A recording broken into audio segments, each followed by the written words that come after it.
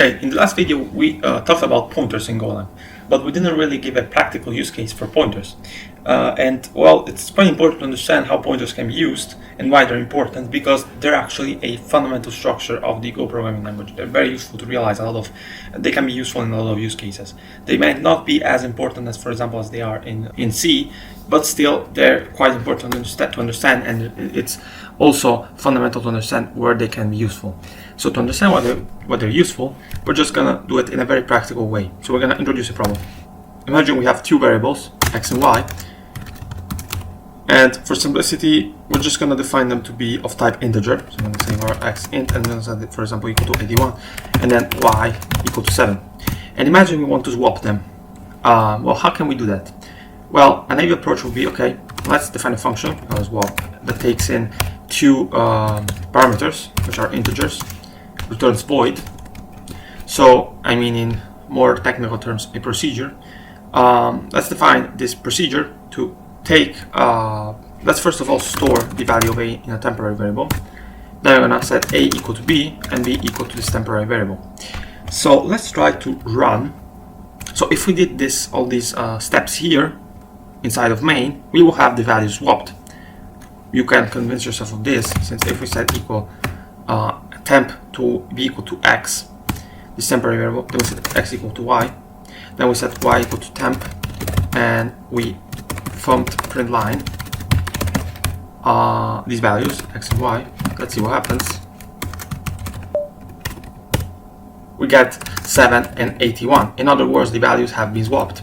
But what if now we pass them to this swap function, and then we print them out? Let's see what happens.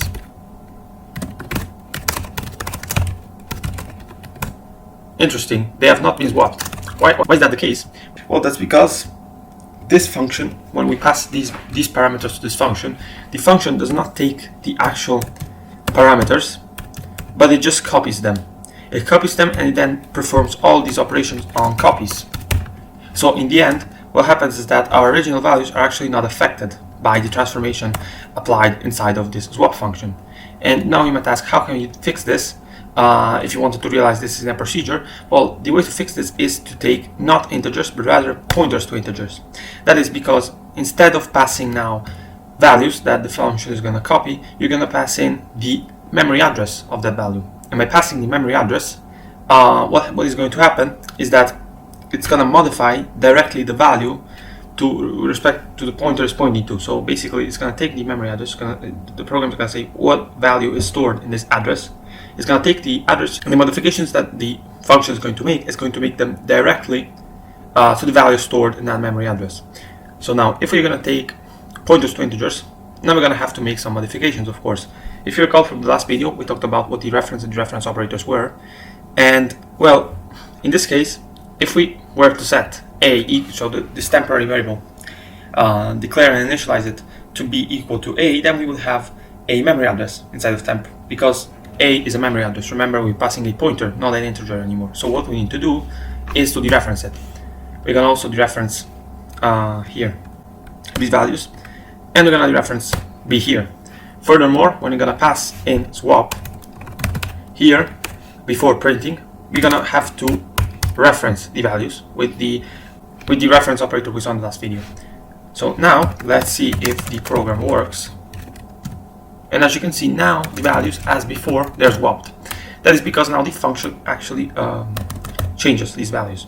Another example could be just modify, for example, that takes as a value as a parameter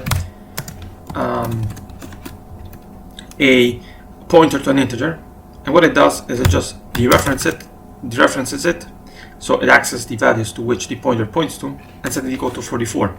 So now if we try to actually, let's change here. Let's remove this y. Now, if I try to say modify and then x and then print it, let's see what happens. In this same scenario, we're gonna see that the value gets modified. But if we were to not pass in a pointer to an integer, but just an integer, a plain integer, as you can see, the function is just gonna copy the value. Alright, I made a mistake because I forgot to change the the reference, so dereferencing, and as you can see we get still 81. That's because here inside of the function we're not actually going to modify directly the value that is going to pass in, we're going to modify a copy. So with these two examples, I hope a practical use case of pointers is clear, and in the next video we're going to proceed with some more advanced concepts.